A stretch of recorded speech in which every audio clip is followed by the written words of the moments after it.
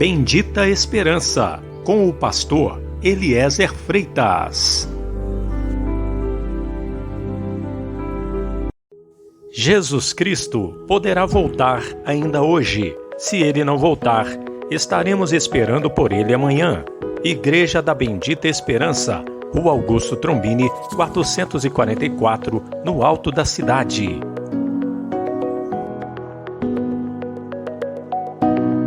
Mas o que profetiza, fala aos homens, edificando, exortando e consolando.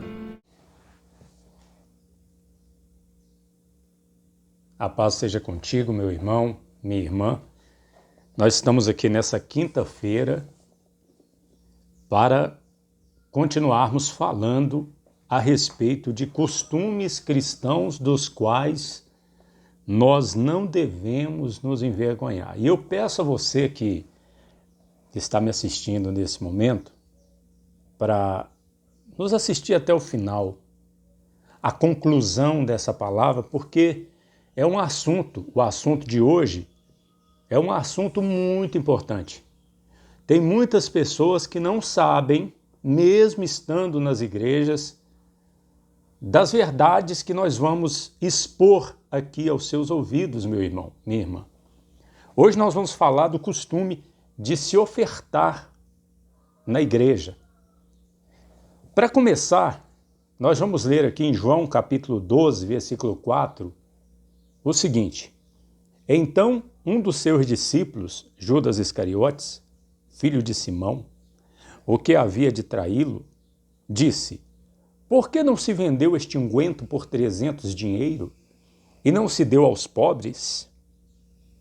Ora, ele disse isto não pelo cuidado que tivesse dos pobres, mas porque era ladrão e tinha bolsa e tirava o que ali se lançava. Ou seja, esse texto nos mostra que quando Jesus estava fazendo a obra de Deus com os seus discípulos, as pessoas tinham o costume de dar dinheiro, de dar oferta para a obra do Senhor. Esse texto nos mostra que havia uma bolsa, que era o lugar onde se guardavam as ofertas. E também nós tomamos conhecimento por esse texto que havia um discípulo, e aqui está o nome dele, que era Judas, que guardava a bolsa, guardava o dinheiro, guardava as ofertas. E nós tomamos conhecimento também que ele era ladrão, né? Que ele tirava o que ali se lançava. Pois bem, então era um costume, quando o Senhor Jesus pregava, ensinava, curava os enfermos, expulsava os demônios, fazia a obra de Deus, a obra do Senhor, que as pessoas fossem não só para receber as bênçãos, mas também para darem ofertas. Pois bem, eu queria ler outro texto também, em Lucas capítulo 21. Leiamos. E olhando ele, viu os ricos lançarem as suas ofertas na arca do tesouro. E viu também uma pobre viúva lançar ali 2 pequenas moedas e disse: Em verdade vos digo que lançou mais do que todos esta pobre viúva. E continuando. Porque todos aqueles deitaram para as ofertas de Deus do que lhe sobeja, mas esta da sua pobreza deitou todo o sustento que tinha. Ou seja, nós vemos através desse outro texto que os israelitas tinham o costume de darem dinheiro, darem oferta no templo, lá em Jerusalém. Jesus, nesse dia, se nós lermos a partir do versículo 1 do capítulo 20, capítulo anterior, nós vemos que Jesus estava no templo ensinando. Ele estava num lugar que era próximo à arca do tesouro, em algumas traduções diz gasofilásio. Como ele estava perto da arca do tesouro, ele conseguiu observar que os ricos estavam dando grandes quantias, mas porém, Jesus, que conhece todas as coisas, ele sabia que aquelas grandes quantias não ia fazer falta, porque eles eram ricos, apesar de serem grandes quantias. Mas a viúva deu tudo que ela tinha. Foi 2 moedas, era pouco, na verdade, mas era tudo que ela tinha. Foi o melhor. Então Jesus fez essa observação e ela deu o melhor. Pois bem, então nós vimos o costume das pessoas tanto darem oferta para a obra do Senhor Jesus quanto para o templo lá em Israel. Agora vamos para mais um texto. Em Atos dos Apóstolos 4, versículo 32. Leiamos. Agora, antes de lermos, agora nós vamos mostrar algo que nos diz a respeito, que se aplica a todos nós nesse momento. Vamos lá. Atos 4:32. E era o coração e a alma da multidão dos que criam. E ninguém dizia que coisa alguma do que possuía era sua própria, mas todas as coisas lhe eram comuns. E os apóstolos davam com grande poder testemunho da ressurreição do Senhor Jesus, e em todos eles havia abundante graça. Não havia, pois, entre eles necessitado algum, porque todos que possuíam herdades ou casas, vendendo-as, traziam o preço do que fora vendido e o depositavam aos pés dos apóstolos. E repartia-se a cada um segundo a necessidade que cada um tinha. Pois bem, vamos ler só até aqui. Veja que já na época da igreja primitiva, na época que os 12 apóstolos estavam ali presentes, bem no começo da igreja em Jerusalém, os cristãos, os crentes, vendiam suas propriedades e davam para os apóstolos, depositavam aos pés dos apóstolos. Mas, vamos lá, vamos observar algumas coisas. Eles não davam essas ofertas, veja só, para receberem 10 vezes mais.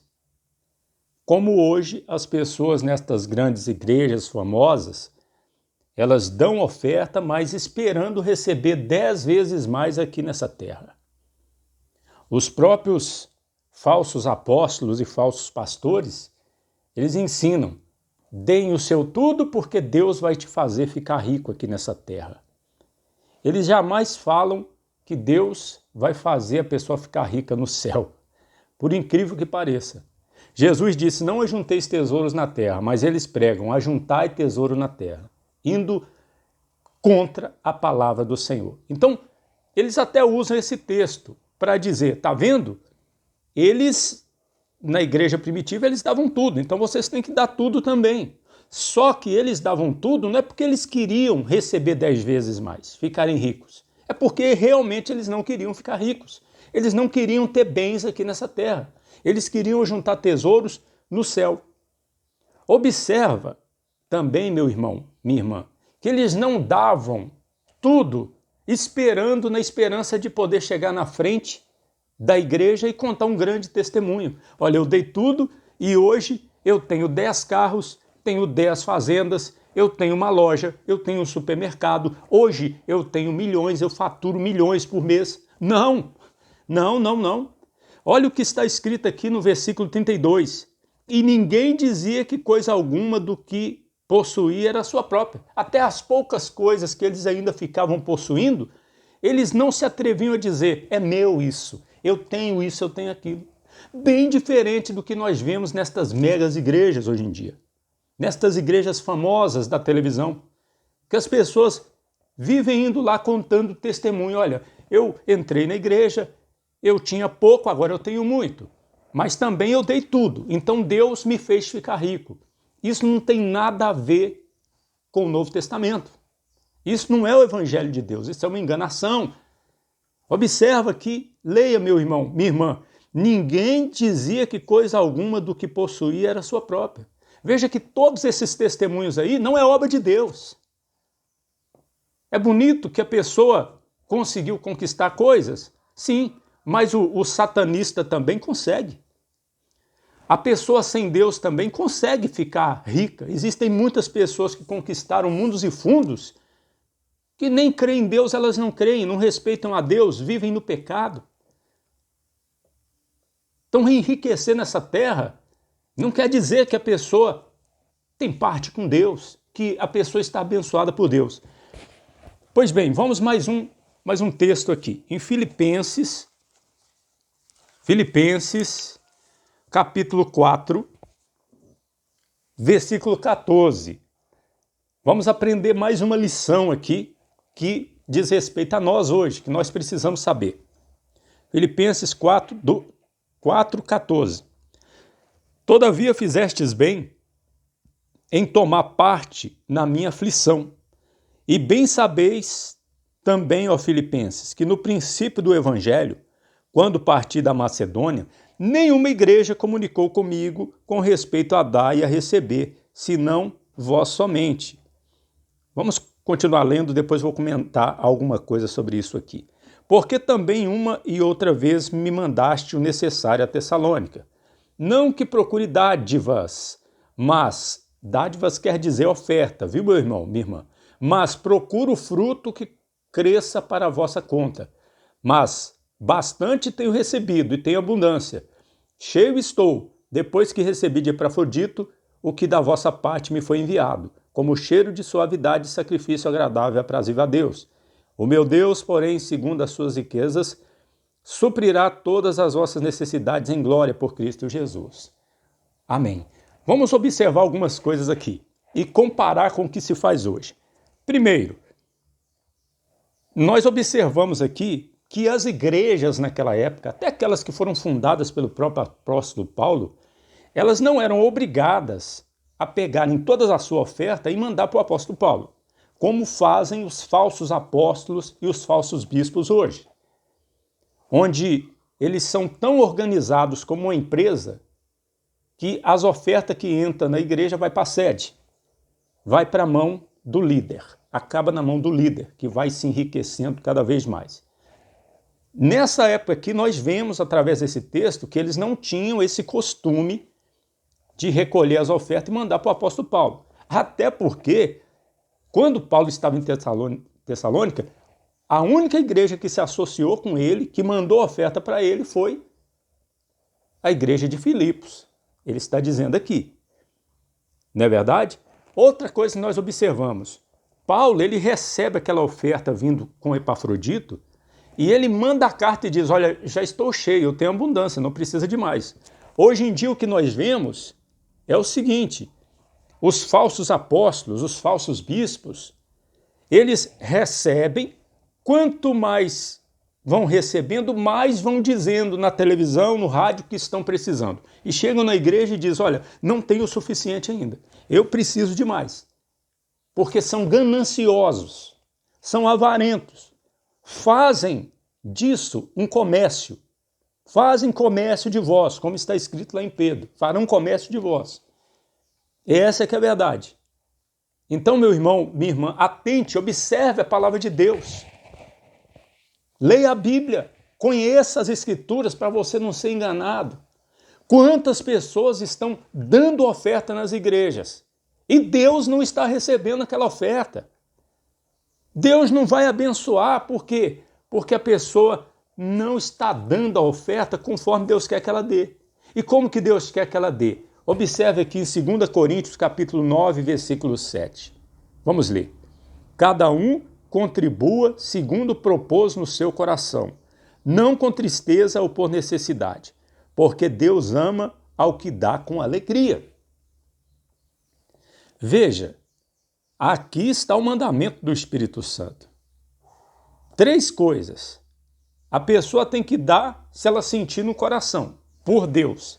Deus coloca no coração da pessoa, a pessoa vai dar oferta. Se a pessoa não consegue nem ouvir a voz de Deus, então, para que ela vai dar oferta? Se ela não é de Deus, não é verdade? Se ela não tem comunhão com Deus, para que ela vai dar oferta? Se ela tem comunhão com Deus, é Deus que vai falar com ela, dê essa oferta, dê tanto. Então ela tem que propor no coração. E às vezes, dela mesmo vai surgir no coração o desejo de dar aquela oferta, e Deus vai ficar observando. Agora, é o tanto que a pessoa sentir no coração. Segundo, não por tristeza nem por necessidade. Quantas pessoas estão dando oferta tentando resolver um problema. Eu vou dar essa oferta para Deus me dar 10 vezes mais, para Deus fazer isso para mim. Não, meu amigo, minha amiga. Não é assim que tem que ser. E outra coisa, tem que dar com alegria, porque Deus ama quem dá oferta com alegria. Tem que ser de coração, com alegria. Tem que ser espontâneo. Tem que surgir do coração da pessoa. Agora eu pergunto, se o pastor fica 1 hora falando de oferta e todo dia empurrando envelope e mais envelopes, cada dia um envelope diferente, e estipulando o mínimo que a pessoa tem que dar, como que essa pessoa vai dar com alegria? Ela vai dar por medo, ela vai dar constrangida, ela vai dar por necessidade. E Deus não está nesse negócio. Deus não está nesse negócio. Minha amiga, meu amigo, abra os olhos. Conheça a palavra de Deus. Eu já fui enganado também. Eu pensava diferente disso aqui. Eu já passei por certas coisas na minha vida e hoje eu olho a palavra de Deus e não é nada daquilo que me ensinaram lá no passado. Leia a Bíblia, conheça as Escrituras, para que você não seja enganado. O costume de dar oferta é bíblico, mas aqui está ensinando qual é o jeito certo de se dar oferta. Cada um contribua segundo houver proposto no seu coração, não por tristeza nem por necessidade, porque Deus ama quem dá com alegria. Nós temos recebido oferta, mas eu evito ficar pedindo oferta. Eu evito. Eu deixo que Deus peça para mim. Eu deixo que o coração das pessoas, ao ouvir a palavra de Deus que eu prego, se mova pelo Espírito Santo para me ajudar. E até agora, Deus tem cuidado de mim. Eu já fui para o Nordeste, Pernambuco, Garanhuns, pregar a palavra de Deus. Já fui para Paraúna, pregar a palavra de Deus. Fiquei 32 dias lá. Senador Mourão, Tijucal, Albertina, no sul de Minas, Mariápolis, lá recentemente. Fiquei 2 meses lá em Mariápolis, quase na divisa com Mato Grosso, no interior do estado de São Paulo, oeste de São Paulo, Pracinha, já passei lá 2 vezes. E Deus sempre cuidou de mim. Nós que pregamos a palavra de Deus, nós não podemos ser avarentos, não. Se temos o que comer, com o que nos vestir, com isso estejamos contentes. Diz o apóstolo Paulo escrevendo para Timóteo, e vale para nós hoje também. É Deus que cuida de nós. Jesus um dia perguntou para os seus discípulos, quando vos mandei sem dinheiro, faltou alguma coisa? Eles disseram, não, Senhor, não faltou nada. Primeira vez que Jesus mandou os seus discípulos irem pregar o evangelho, ele mandou eles não levar dinheiro. Não leva dinheiro, não. E eles não levaram. E não faltou nada para eles, porque digno é o trabalhador do seu salário. Graças a Deus, que maravilha. Deus abençoe, meu irmão. Deus abençoe, minha irmã. Jesus Cristo poderá voltar ainda hoje. Se ele não voltar, estaremos esperando por ele amanhã. Deus abençoe.